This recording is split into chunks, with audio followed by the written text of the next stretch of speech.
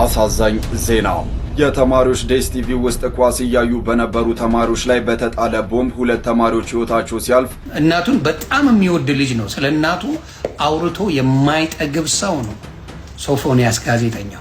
ማቲያስ የሚባል ሰው አላውቅም። እኔ እሳቸውን ጾታ ቀይርም ባውራ አንቺ ብላቸው የሚገልጻቸው አይመስለኝም። ከሰማይ በታች ካሉ ፍጥረታት ሁሉ መሳሳት፣ መውደቅና መውረድ የሰው ልጅ ተፈጥሯዊ ድክመቶች ናቸው።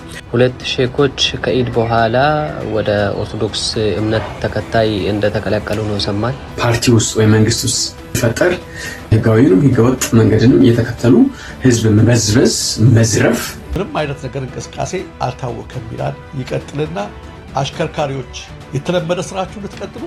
የብልጽግና ፓርቲ ቅርንጫፍ ጽህፈት ቤት ኃላፊ ወደ ቤት እየሄዱ በጥይት ተገደሉ። ሰላም ጤና ይስጥልኝ። እንዴት አደራችሁ? እንዴት ዋላችሁ? እንዴት አመሻችሁ? አምላክ አበው ቅዱስ እግዚአብሔር ስሙ ዛሬም ዘወትርም የተመሰገነና የተወደሰ ይሁን። በወቅታዊ ጉዳይ ተመልሼ መጣሁኝ። በተለይ ከወንድማችን ሶፎንያስ ጋዜጠኛ ሶፎንያስ ጋር የተገናኙ ነገሮች እንዳሳለን። ነገ ጾም ይገባል፣ የሐዋርያት ጾም። ከሱ ጋር በተመለከተም የምንመለከተው ጉዳይ አለ። በአርሰናል እና በፒኤስጂ ጨዋታ ምክንያት ኢትዮጵያ ውስጥ ቦምብ ተወርውሮ የሞቱ አካላትም ጭምር አሉ። ቅድም እንዳነሳሁላችሁ ሁለት ሼኾች ወደ ክርስትና ወጥተዋል። እነሱንም እነማን ናቸው የሚለውን ነገር ለማየት እንሞክራለን። ታዲያ እስከ ፍጻሜ ድረስ ከቆያችሁ የምትጠቀሙበት ይሆናል። ለብዙዎች እንዲደርስም ይህንን ቪዲዮ ሼር አድርጉልኝ። ታዲያ የምንጀምረው የነገን ጾም ምንድነች የሚለውን ጀምርና ሰፋ ያለውን ወደ ኋላ አካባቢ እንመለከተዋለን። ጾመ ሐዋርያት ወይም የሰኔ ጾም ከሰባቱ የኢትዮጵያ ኦርቶዶክስ ተዋሕዶ ቤተክርስቲያን ጾሞች ስርዓት አንዱ ነው። ሐዋርያትን ለማክበር የሚጾም ሲሆን መንፈስ ቅዱስን ከተቀበሉ በኋላ በጾምና በጸሎት ያሳለፉበትን ወቅት የሚታሰብበት ነው። ጾመ ሐዋርያት ከጰራቅሊጦስ በኋላ ባለው ሰኞ ይጀመራል። ከ14 እስከ 44 ቀናትም ይቆያል።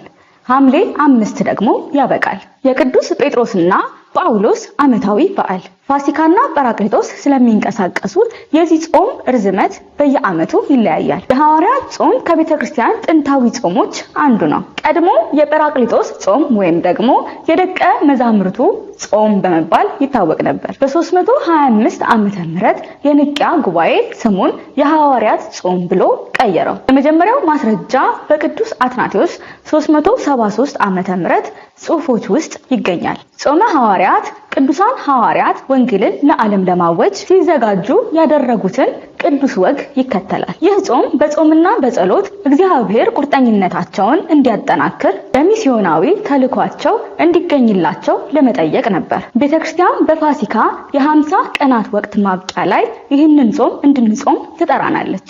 እግዚአብሔር አምላክ ጾሙን የበረከት፣ የአንድነት፣ የፍቅር፣ የሰላም፣ የረድኤት ያደርግልን። መልካም ጾም። አሜን። እግዚአብሔር ይስጥልን። እህታችንን ቃለ ሕይወትን ያሰማልን። እንግዲህ ጾሙ ነገ ይጀምራል። ይህ ጾም ወደ አገልግሎት ከመሄዳቸው በፊት የጾሙትን ጾም እንደሆነች ቤተክርስቲያን ታስተምራለች። ይህ ጾም አገልግሎትን በተለይ ማገልገል የሚፈልግ ሰው ይህንን ጾም ቢጾመው በረከት ሐዋርያት እንደሚያደርበት ያገኘው ትምህርት ነው። ወደ ሶፎንያስ እንምጣ። ከሶፎንያስ ጋር ተገናኘ ሁለት ቪዲዮዎች እንመለከታለን። የመጀመሪያው ይህ ነው። ከሰማይ በታች ካሉ ፍጥረታት ሁሉ መሳሳት፣ መውደቅና መውረድ የሰው ልጅ ተፈጥሯዊ ድክመቶች ናቸው። ሁላችንም ከቅድስና ማማ ላይ አልተቀመጥንም። የሁላችንም ሕይወት እንከን የለሽ አይደለም። ልዩነቱ ግን የኛ ጉድፍ በፈጣሪ ቸርነት ተሸፍኖ በሰው ፊት ሞገስ አግኝተን መሄዳችን ብቻ ነው። ነገር ግን በሐበሻ ምድር የአንዱ ስህተት አደባባይ ሲወጣ ያ የተሸፈነው የራሳችን ጉድፍ ተረስቶ ድንጋይ ለማንሳት የምንፈጥነው ፍጥነት እጅግ የሚያስደነግጥ ነው። አንዴ ስህተት ውስጥ የወደቀን ሰው ተረጋግቶና አረጋግቶ እጅን ዘርግቶ ና ላንሳ የሚል የለም። ይልቁኑ አንዴ ጥርስ ውስጥ ከገባ የመጨረሻ ዕጣ ፈንታ መደቆስ ይሆናል። ከላይ አይተን ይሰቀል የምንል በመንጋ አስበን በመንጋ የምንፈርደው እኛ የይቅርታንና የማስተዋልን መንገድ ከመርሳት ደረጃ ላይ ደርሰናል። ባለፉት ወራት መነጋገሪያ የነበረው የጋዜጠኛ ሶፎንያስ ታሪክ የዚሁ ማህበራዊ በሽታችን ማሳያ ነበር። አቅጣጫ በሳተበት ወቅት የወረደበት እርግማን፣ የተወረወረበት የቃላት ጅራፍ ቀላል አልነበረም። ይባስ ብሎ የአእምሮ መታወክ ደርሶበት መንፈሳዊ ሕክምና ፍለጋ ወደ ጸበልና ገዳባት ለመጠጋት ሲሞክር እንኳ በጉያቸው ሊሸሽጉትና ሊያክሙት ፈቃደኛ የሆኑት እጅግ በጣም ጥቂቶች ነበሩ። እቅፍ አድርጎ ሊመልሰው የሚገባው ማህበረሰብ በሩን ክርችም አድርጎ ዘጋበት። ከ6 ወራት የገዳም ቆይታ በኋላ ያ ድሮ በቲቪ መስኮት ስናውቀው ያንጸባርቅ የነበረው ፊቱ ምጥጥ ብሎ ሰውነቱ ተጨማዶና እጅግ ከሲታ ሆኖ ብቅ አለ። ይህ ገጽታው የሰውነት መክሳት ብቻ ሳይሆን በጥፋተኝነት ስሜት የተሰበረ ስብዕናና የመንጋው ፍርድ ያሳረፈበት ከባድ ጠባሳ ነጸብራቅ ነበር። በጸጸት እየተንገበገበ ከልቡ ይቅርታንም ጠይቋል። ከሶፎንያስ ሕይወት የምንማረው ትልቅ ቁም ነገር አለ። ስህተት የሰው ይቅርታ የፈጣሪ ነው። ማንም ከኃጢአት የጸዳ የለም። የሰው ልጅ የሸክላ ዕቃ ነው፣ ሊሰበር ይችላል። ሰባሪ መሆን ሳይሆን ጠጋይ መሆን የሁላችንም መገለጫ ሊሆን ይገባል።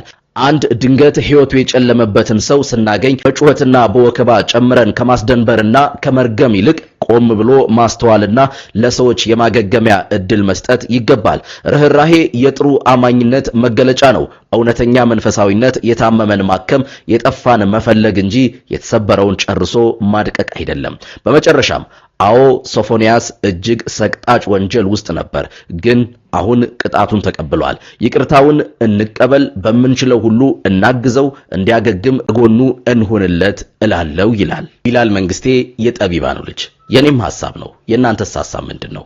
አካፍሉኝ። መልካም ጊዜ። እናቱን በጣም የሚወድ ልጅ ነው። ስለ እናቱ አውርቶ የማይጠግብ ሰው ነው ሶፎንያስ ጋዜጠኛው። ስለ እናቱ አውርቶ የማይጠግብ ሰው። ዲጄ ጃም አልሰማም እንዴ? ስለ እናቱ አውርቶ የማይጠግብ ሰው።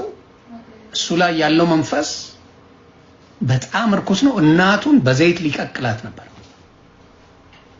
እግዚአብሔር አምላክ እናትየውን አትርፎ እናትየውን ትፈራለች ከሱ ጋር መሆን እየወደደችው እባካችሁ ልጄን አድኑልኝ እያለች ነውና እባካችሁ የምትችሉ ሰዎች ይሄን ሰው አድኑት። ይሄ ሰው የገባበት ነገር በጣም ከባድ፣ በጣም ነው ያሳዘነኝ። እግዚአብሔር ምስክሬ በጣም አሳዝኖኛልና እንግዲህ ጸሎት አድርጉለት፣ አብራችሁት ሁኑት፣ በምትችሉት ነገር አግዙት። ክስት ብሎ አፈር መስሏል እና ምን ማድረግ እንደምንችል ጸሎት ነው። ቤተሰብ ትልቁ ይሄን ማድረግ የሚችለው አምላክ፣ ከዚህ ነገር ማውጣት የሚችለው ከዚህ ርኩስ መንፈስ ማውጣት የሚችለው እግዚአብሔር ብቻ፣ የሰው ልጅ አይደለምና ያቺ እንደዛ የሚንሰፈሰፍላት እናቱ። እኔ ብዙ ቦታ ላይ ብታዩ ጋዜጠኛ ሶፎንያስ ስለ እናቱ ነበር የሚያወራው። ግቡና እኔ ሾርት ሚሞሪ አይደለም እና ያ መንፈስ እናቱን ሊያጠፋበት ነው የተነሳውና እንግዲህ እግዚአብሔር ይሁናችሁ፣ ከዚህ ነገር ይጠብቃችሁ፣ ከዚህ ነገር ይሁናችሁ። መቅዲዬ በጣም ስለነ ጃኒ ጉዳይ አንገብግቦሻል። አዲስ አካውንት ነው የከፈትሽው። ምን ሆነሽ ነው? ማንም አልደረሰብሽ። እንደ ቅንቅን ከቅድም ጀምሮ እየጻፍሽልኝ ነው እና ፕራንክ ቢያደርጉ ምን ችግር አለው? ምን ችግር አለው? አሁን ወንድማችን አዶናይና ጃኒ በፕራንክ ነው ያደረግናችሁ እኛ ቀለበት አደረግን ቢሉ ምንድነው ችግሩ? ምን ነው ተንገበገብሽ በጣም እና ሶፎንያስ እኔ ጸሎት አደርጋለሁ። ሁላችንም ጸሎት እናርግለት። ኢትዮጵያዊ ወንድማችን ነው። አንድ ነገር ከሆነ በኋላ ግራ ከምንጋባ አሁኑኑ በጣም በጣም በጣም በጣም ጸሎት የሚያስፈልገው ወንድሜ ነው፣ ወንድማችን ነው። በምንም ነገር ይለፍ። ይሄ እርኩስ መንፈሱ አንዳንዴ ወደ ግብረ ሰዶም ይወስደዋል። እርኩስ መንፈሱ ተደባደብ ይለዋል። እርኩስ መንፈሱ ብዙ ነገር አድርግ ነው የሚለውና የገባበት ነገር ሀኒቾዬ በጣም በጣም ከባድ ነው። እናትየውን መርዳት አለብን። እናትየውን ማገዝ አለብን። እባካችሁ እናትየው እያሉ ነው እንግዲህ እግዚአብሔር እናትየውን ይጠብቃቸው። በነገራችን ላይ እንደው ስለ እናቱ ብለው እኛም መተው ካለብን እሱ ነው። አንዳንድ ሰዎች ያልሆነ ወሬ ጭምር ሲያወሩ እያየሁኝ ነበር። ሙሉ ማሳየት አልፈለግም ነው ተመናያገደ። እኔም ደስ ስላለኝ በሀሳብ ራሱ ሶፎንያስ ሞቷል ምናምን ነገር ብሎ መረጃ የሰሩ ሰዎች አሉ። ለምሳሌ እቺ እህት እንደዛ ጋዜጠኛ ሶፎንያስ ሞት የተባለው እውነት ነው። በጣም ነው የሚያሳዝነው። በጣም ምስኪን እንዴት ከሰውነት ወጥቶ እንዴት ተበላሽ። ምንም መረጃ በሌለበት ቦታ ላይ ጋዜጠኛ ሶፎንያስ ሞተ ነው ብሎ ይሰራሉ። በጣም የሚያስጠላኝ እንደዚህ አይነባችሁ እና ፕሌስ ባካችሁ ያልሆነን መረጃ ያልተባለ መረጃ እንደው ለቤተሰቡ ብላችሁ ለሱም ለአእምሮ ብላችሁ እየለፉ ያሉ ዶክተሮች አሉና ባካችሁ ለነሱ ብላችሁ እንኳን ነገሮችን ጋፍ ማድረግ የምንችልበት ጊዜ እንስጥ፣ እናያው፣ እንመልከተው። ራስ ወንድማችን እያሳለፈ ያለውን ነገር የሚያውቀው መድኃኔዓለም ነው። ስለዚህ የተወሰነ ጊዜ እንተወው። ይህን ሀሳብ ነው። ሁለት ተከታታይ መረጃዎች ላቀርብላችሁ። ይህ የመረጃዎች የግድያ መረጃዎች ናቸው። አንደኛው የብልጽግና አመራር ሲሆን ሁለተኛው ደግሞ የአርሰናልን ኳስ ለማየት የገቡ ጎንደር ዩኒቨርሲቲ ላይ ገጠመ ነው። የብልጽግና ፓርቲ ቅርንጫፍ ጽህፈት ቤት ኃላፊ ወደ ቤት እየሄዱ በጥይት ተገደሉ። በሰሜን ወሎ ዞን የአንጎት ወረዳ ብልጽግና ፓርቲ ቅርንጫፍ ጽህፈት ቤት ኃላፊ የነበሩት አቶ ተመስገን ያረጋል ከስራ በኋላ ለእረፍት ትናንት ማታ ወደ ቤታቸው ሊገቡ ሲሉ በታጣቂዎች ተመተው በ40 ዓመታቸው ህይወታቸው ማለፉን የወረዳው አስተዳደር ምክር ቤት ገልጿል። አቶ ተመስገን ለ21 ዓመታት በተለያዩ ኃላፊነቶች ህብረተሰቡን ያገለገሉ አመራር ስለመሆናቸውም አስታውቋል። በዛሬው ዕለት ስርዓተ ቀብራቸው መፈጸሙም ታውቋል።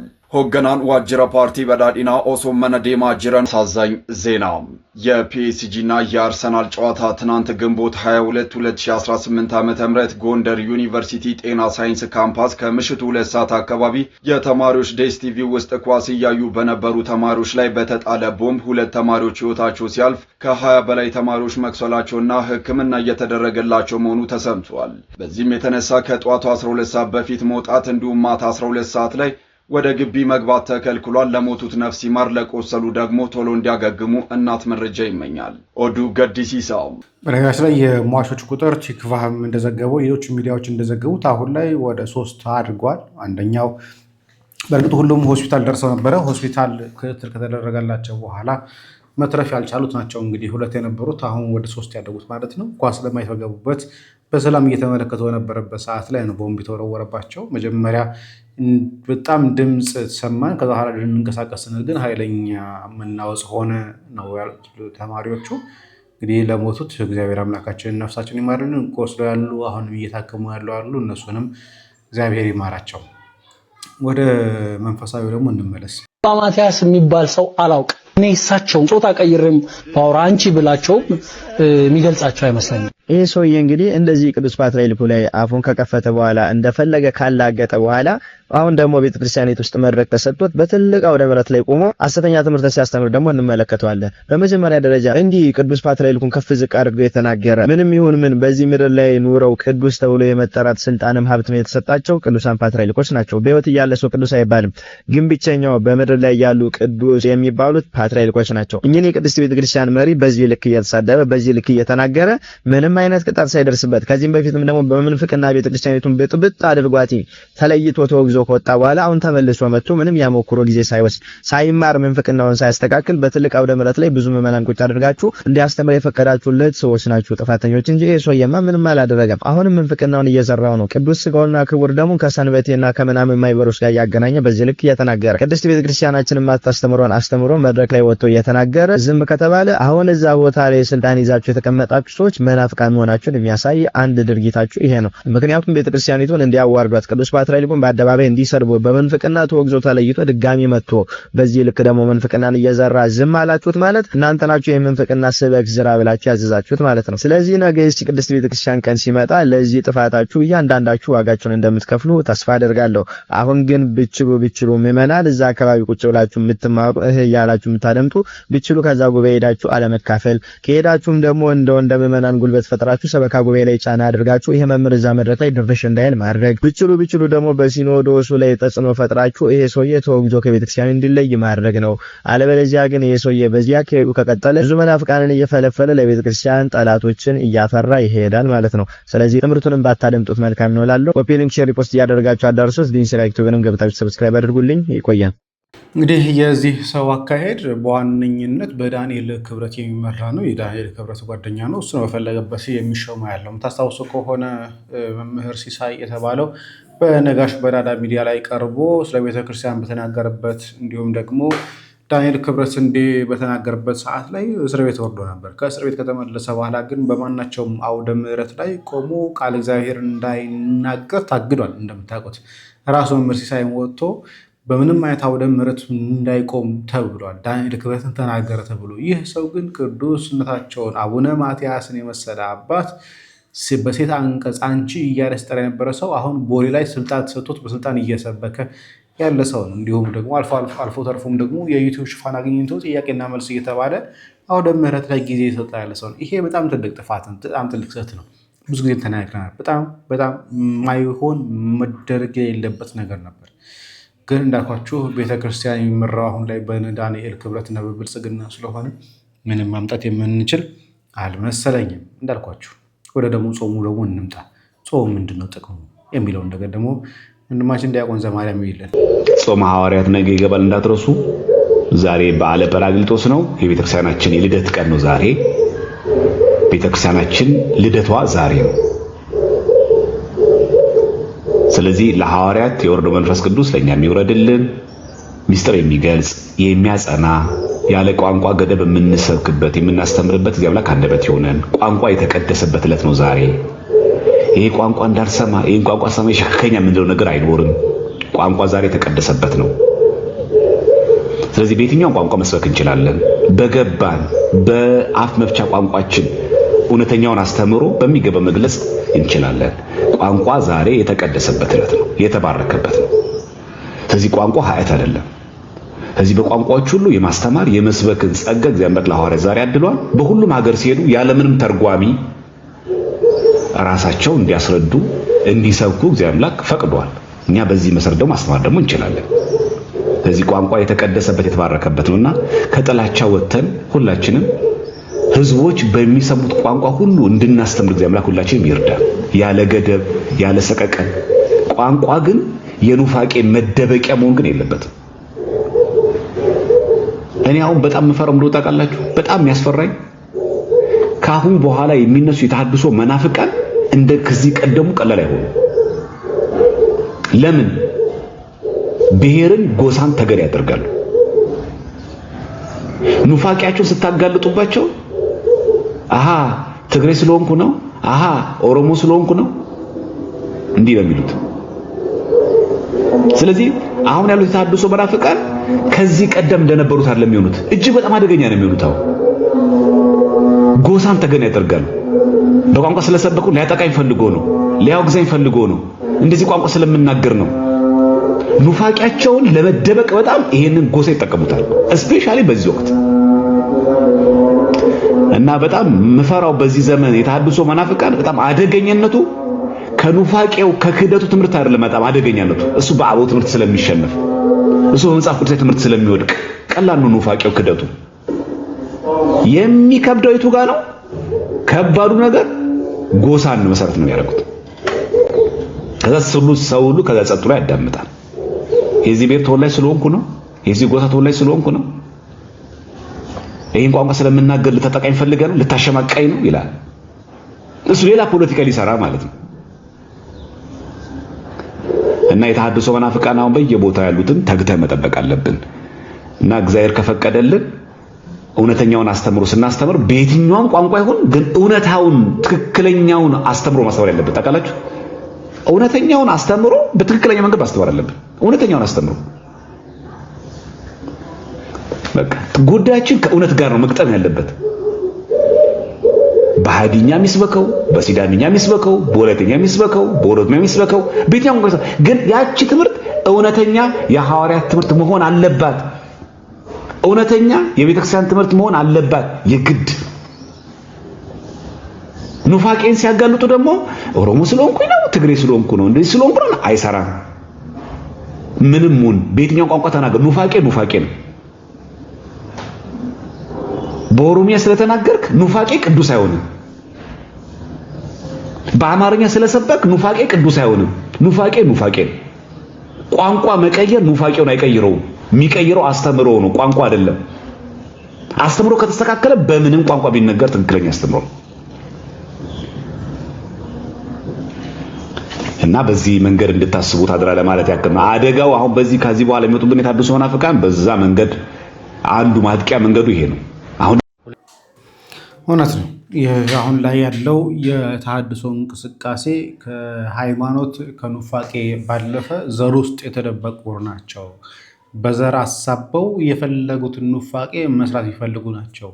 ባለፈው የምታስታውሱ ከሆነ ሊቀ ጳጳሱ ታቦት የወርቅ ታቦት ሰርቀሃል ሲባል እኛ ጋምቤላዎች አለ። እናንተ ጋምቤላዎች አልተናገርንም፣ የተናገረው ሊቀ ጳጳሱ ነበር። ግን መደበቂያ ያደረገው ያንን የወርቅ ታቦት ሰርቀሃል ሲባል መደበቂያ ያደረገው የሚያስተዳድረውን ሀገረ ስብከት ነው። እኛ ጋምቤሎችን እኮ ስለሚጠሉን ነው። እኛ ጋምቤሎች እኮ ጨዋ ክርስቲያኖች አለ።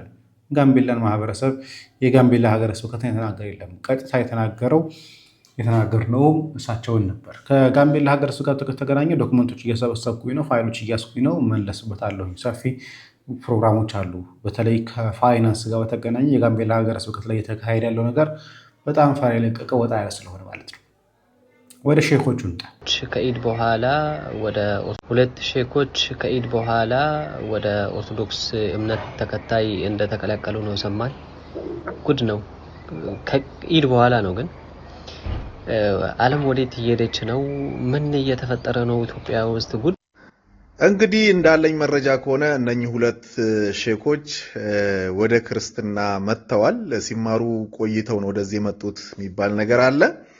ኦልሬዲ አሁን ደምድመው ገብተዋል ማለት ነው።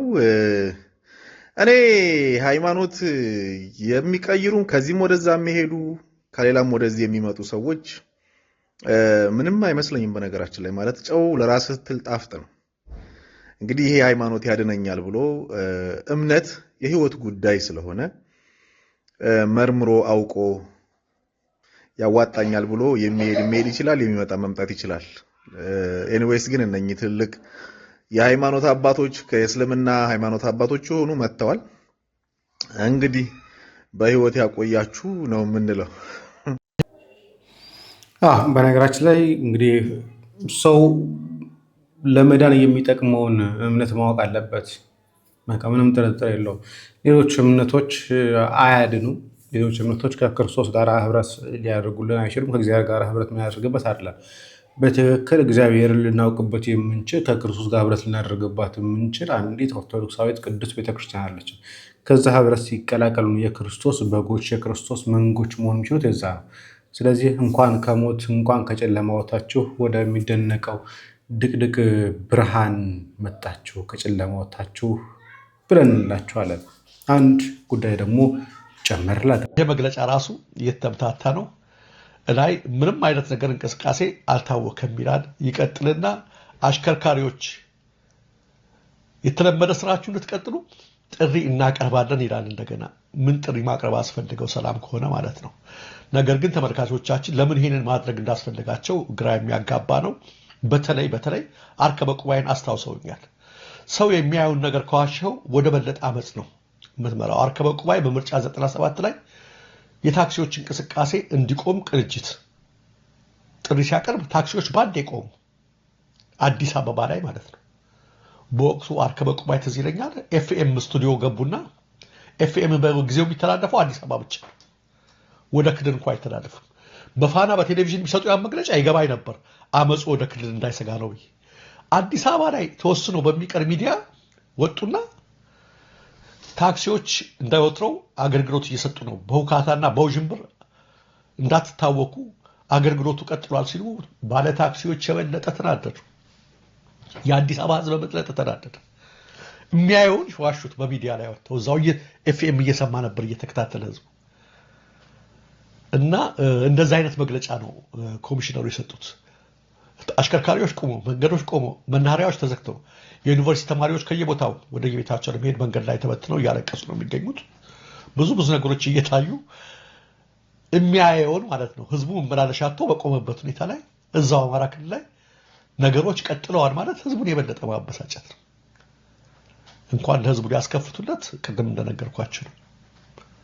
አንዳንድ ቦታዎች ግንባሮች ላይ ሎጂስቲኮች ተቋርጠዋል። አጠቃላይ በዚሁ መንገድ መዘጋት ምክንያት ማለት ነው ለራሳቸው እንኳን አስከፈቱ እና ለምን ዲኒያል ውስጥ እንደገቡ ግራን ያጋባይ። ለምን የሚታይ ነገር ነው የማይታይ ነገር ቢሆን በሌላ ነገር ቢሆን እና ሩቅ አገር ለውሸት ይመቻል እንደሚባለው ለሌላ አካባቢ ደግሞ ዋሸት ከሆነ ህዝቡ የሚያየውን ነገር ልትዋሸው አትችልም ለማለት ነው ተመልካቾቻችን። በነገራችን ላይ ኮሚሽነር ዘላለም መንግስቴ የአማራ ክልል ፖሊስ ኮሚሽነር አዲሱ አብይ ሾማቸው ከሳምንት በፊትም አስቀውኛል። ይሄ ምርጫ ያለምንም እንከን በክልላችን በሁሉም አካባቢ ብለው በተናገሩ ማግስት ነው ይሄ ሁሉ ጉድ እየተሰማ ያለውና ትንሽ ቀደድ ያደርጋሉ ለማለት ነው እሳቸው። ይህ በእንዲህ እንዳለ በአዲስ አበባ መግቢያና መውጫ በሮች ላይ ፍተሻው እጅግ መጠናከሩን ከየስፍራዎቹ የሚደርሱ መረጃዎች ያመለክታሉ። ከሰሞኑ በርካታ ወጣቶችም በተለይ የቀን ሰራተኞች እየታፈሱና እየታሰሩ መሆናቸው ተሰምቷል። ከሞላ ጎደል በአማራ ክልል ለስራ የሚንቀሳቀሱ ሁሉም የሚባሉ አሽከርካሪዎች የአድማውን ጥሪ ተግባራዊ በማድረግ ለአፋብን ያላቸውን ድጋፍ ማሳየታቸው በብልጽግና ዘንድ ቁጣ ማሳደሩ ሲታወቅ፣ በአዲስ አበባ ደግሞ ፍተሻውና አፈሳው ተባብሶ እንዲቀጥል ምክንያት ሆኗል። የኢትዮጵያ የሚያናደው እሱ ነው። በቃ ሰላማዊ ሰልፍ ነገሮች ላይ ብዙዎች ሚዲያዎች እንደውም እየወጡ ፖስት እያደረጉ ነበር። አስፋልታቸው መንገዳቸው እንዳለ ባዶ እንደሆነ ምንም አይነት ትራንስፖርት እንደሌለው ጭምር የተለያዩ ፎቶዎችን እየተለቀቁ ነው። በተለይ በናሳ እየደረበ በኩል እየተለቀቁ የነበሩ ፎቶዎችም እያያቸው ነበር። እና ግን መንግስት ከቨር ማድረግ ሲፈልግ ብዙ ነገሮችን ዜናዎች ይፈበርካል። ታዲያ ከመንገድ ትራንስፖርት ጋር በተገናኘ እንደምታስታውሱት አንድ ጉዳይ ጎቶ ነበረ። ሾፌሮችን ሊጎዳ የሚችል ጉዳይ ማለት ነው። የኢትዮጵያ አሽከርካሪዎች ወይም ሾፌሮች እንደገና እመዝናችኋለሁ የሚል ነገር ነው እየሰማን ያለ ነው። እና የመለስን ቃል ልጠቀመው፣ ቦናፓርቲዝም ነው እየመጣ ያለው። የመበስበስ አደጋ ፓርቲ ውስጥ ወይም መንግስት ውስጥ ሲፈጠር ህጋዊንም ህገወጥ መንገድንም እየተከተሉ ህዝብ መበዝበዝ፣ መዝረፍ ስራቸው ነው የሚያደርጉት። ይሄ መበስበስ ማለት ነው መጨረሻው ምንድነው? መንግስት ይሰነጠቃል ወይ ሙሉ በሙሉ ኮላፕስ ያደርጋል። በቃ ኤቭሪቲንግ ገንዘብ አምጡ ነው የተያዙት። የኔ መንጃ ፈቃድ ያው መኪና እኔ ተጠቅሜም ነድቼ ምናምን ስለማላውቀው ከፈልጋችሁ ወደዛ ወስጄ ሰጣችኋለሁ፣ እሱ አያሳስብም። ግን የኢትዮጵያ ሾፌር ምን አይነት መንገድ ላይ እንደምንሄዱ ታውቃላችሁ? ገጠር ዳችሁ ታውቃላችሁ? ፒስታ መንገድ እንኳን የሌለውን እንዴት አድርገው ለቅጥቅጥ በሚባለው በአይሱዙ ኤኔትሬ በለው ያረጀ ኦራል ገዝተው ተከራይተው እንዴት እንደሚያሽከረክሩ ታውቃላችሁ? በኢትዮጵያ መንገድ በዚህ ብቃት ማሽከርከር የሚችል ከአሜሪካ አምጣ ከፈለክ፣ ከአረብ አምጣ፣ ከየትም አምጣ ከፈለክ ተፈትነው አልፈው በብቃት የሚያሽከረክሩ ሾፌሮችን ገንዘብ ለመሰብሰብ በሚል ይሄ ሁሉ ከማን ጋር ይገናኛል ካላችሁ የአይኤምኤፍ። ሌላ ከማን ጋር ይገናኛል ካላችሁ ውስጣዊ መበስበስ። ቁጭ ብሎ ሲያስብ ከየትም በቃ ብዙ ገንዘብ ማግኘት የሚችለው ኢትዮጵያ ውስጥ 1 ሚሊዮን የመንጃ ፈቃድ ያወጣ ሰው ቢኖር እሱን በ20 ሺህ ብር ወይ በ30 ሺህ ብር ቢመታ ይህን ያክል አስገኛለሁ ብሎ በአቦ ሰጠ የወሰነ ሰው አለ። ከዛ ውስጥ ለራሱ የሚያገኘውን አስልተዋል። let me tell this, we are collapsing። ካሁን ግልጽ የተነጋገሩ መሄድ ይሻላል። ህዝብ ለምን ዝም ብሎ ቁጭ አለ? ለምን አላመፀም? ለምን አልበጠበጠም? ለምን አቧራ አላስነሳም ነው አይደል?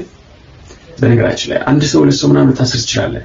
ህዝብ በብሔር በሃይማኖት በምናምን ስለተከፋፈለ እንደፈለክ ብትጨቁነው፣ እንደፈለክ ግብር ብትጠልበት፣ እንደፈለክ መዋጮ፣ እንደፈለክ መንጃ ፈቃድ ያልክ ምን ያልክ ስትበዘብዘው ምንም አያመጣም። ህዝብ ብለን አይደል የምታስበው? there is a limit። ብሶት ክላይማክስ አለው። ያ ደረጃ ሲደርስ መጠየቅ ይጀምራል። በስንት ዘመናት ውስጥ የተገኘን ስልጣን ነው ዝንጀሮ የዋለበት ማሳ ያደርጋችኋላችሁ። ስንት ዘመን ነው የፈጀው ይሄንን ለማግኘት? ያፈረሳችሁት። በነገራችን ላይ ህዝብ አሁን ላይ አንድ የማይሆንበት ምክንያት የታወቀ ነው። አንደኛ በሃይማኖት ተከፋፍሏል። በአንድነት በአንድ ላይ እንዳይቆም አድርጎታል። በብሔር ተከፋፍሏል። በጎሳ ተከፋፍሏል። ወርዶ በቀበሌ ጭምር ተከፋፍሏል። ስለዚህ በአንድነት ሊገናኙበት የሚችል የለም። ሃይማኖት ቢያገናኘው ዘር ይለየዋል። ዘር ቢያገናኘው ጎሳ ይለየዋል። ጎሳ ቢያገናኘው ጎጥ ይለየዋል። ስለዚህ የኢትዮጵያ ህዝብ ለሚመጣባቸው ችግር አንድ ሆነው ይነሳሉ ብዬ አላስብም። ከላይ ያሉት ኡስታዞቹ የሚከፋፍሉ ናቸው። ከላይ ያሉ ካህናት የሚከፋፍሉ ናቸው። ወደ አንድነት የሚያመጡ አንድ ለመሆን የሚያደርጉ አካላት አይደሉም። ስለዚህ አንድነትን በማይመጣበት አንድ ወደ መሆን የማንሰራ ከሆነ የሀገራችን አንድነት ይመጣል። የመጣብንን ትግል ደግሞ በአንድነት እንፈታዋለን ብሎ ማሰብም ደግሞ ዘበት ነው ብዬ አስባለሁ። እዚህ ላይ ላብቃ። ሰላም፣ እግዚአብሔር ከእኔም ከእናንተ ጋር ይሁን። ቸር ቆዩ።